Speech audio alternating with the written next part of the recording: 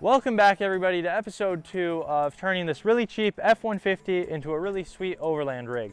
In the last video, what we did is we replaced all the components on the engine that were leaking oil or just had issues. So now the engine runs great and the truck is really reliable. The next thing that we need to take care of on this truck is the rims and tires, and then all the drivetrain pretty much. So in this video, we're gonna be replacing the rims and tires, the brakes, the brake rotors. We're also going to be replacing the suspension, adding a little bit of a lift kit. So once all that is done, we are going to have a really great truck that can be driven both on-road and off-road.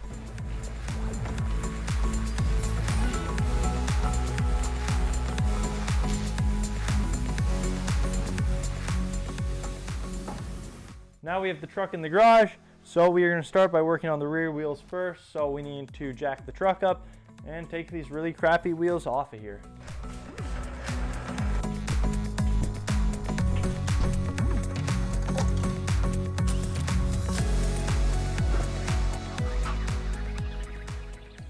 After taking off the wheel, it's not hard to see that this rotor here is absolutely shot. So we are going to be replacing the brake pads, the brake rotor, and of course the suspension over here. All right, we now have the new suspension right here, and then we have the old suspension right here. And just so you can see a little side-by-side demonstration of how beat up the old suspension is versus the new suspension, this is how easy it is for me to compress the old suspension. Just like that, all the way, versus the new suspension. It actually takes both hands and all my body weight to compress it compared to the old suspension right here.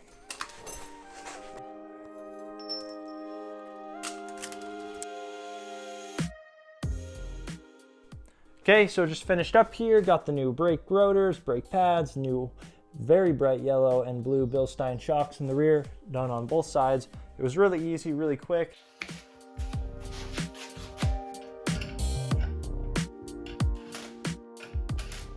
So we now have the rear tire, suspension, and brakes replaced on both sides on the rear.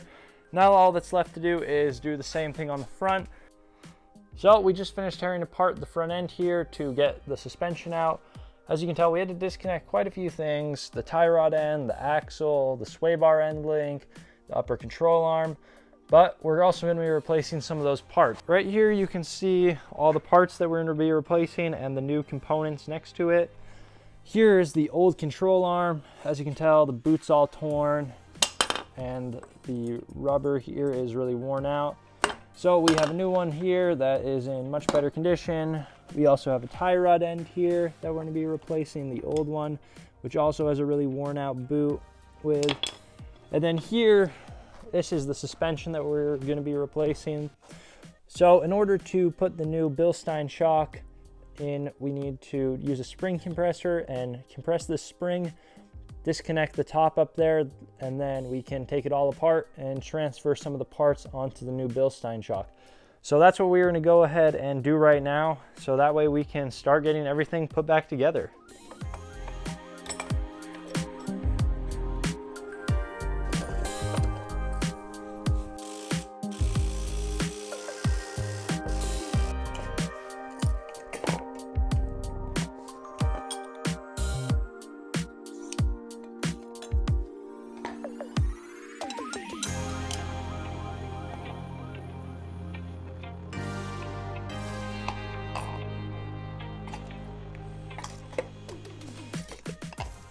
And just like that, we have the new Bilstein shock transferred onto the retainer on the bottom, the coil, and the top hat, and it's ready to go back onto the car.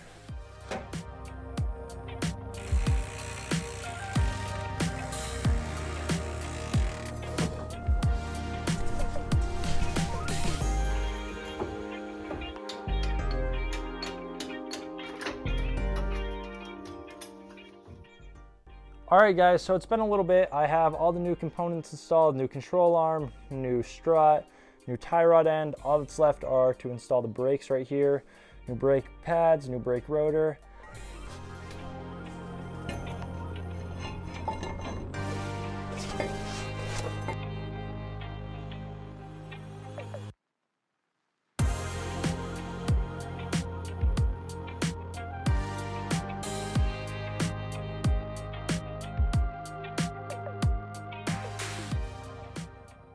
It's the next day here, guys. As you guys can tell, we have the tires installed, the new brakes, the suspension, control arms, tie rod ends all installed. We don't have the leveling kit installed, but right now the truck looks absolutely phenomenal. I think it looks great.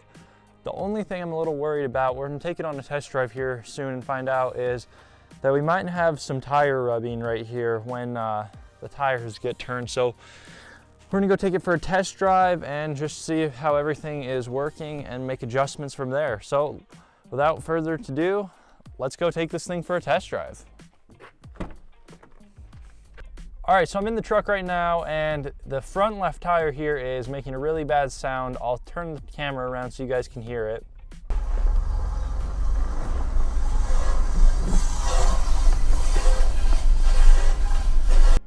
As you guys just heard, there's a really high-pitched metallic-y sound coming from the left front tire.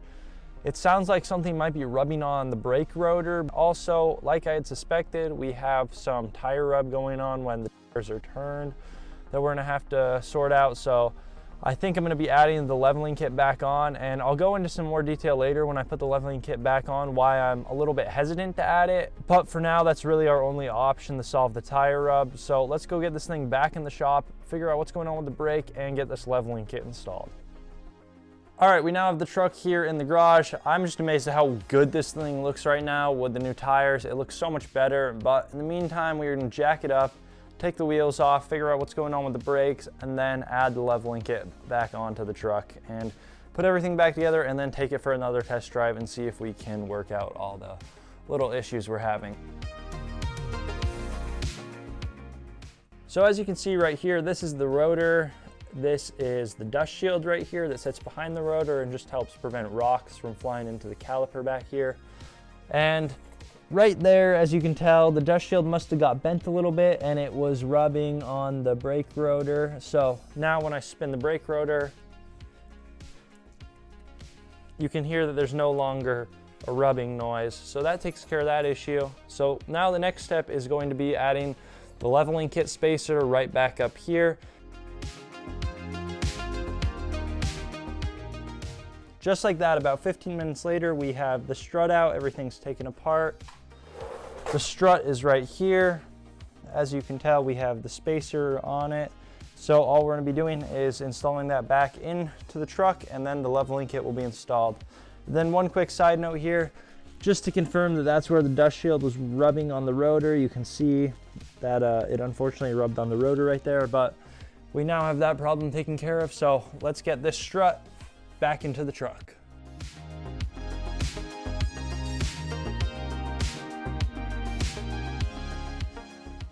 All right guys, as you can tell, we just got the truck all done. We installed the leveling kit on the front and fixed the brake issue. I'll flip the camera around and we'll go check it out.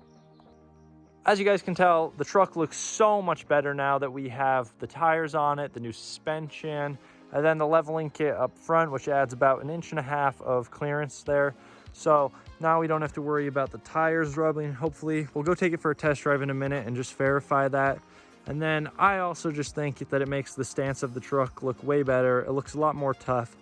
So without further ado, let's go take it for a test drive and make sure we solve the brake issue we were having up here and that the tires are not rubbing.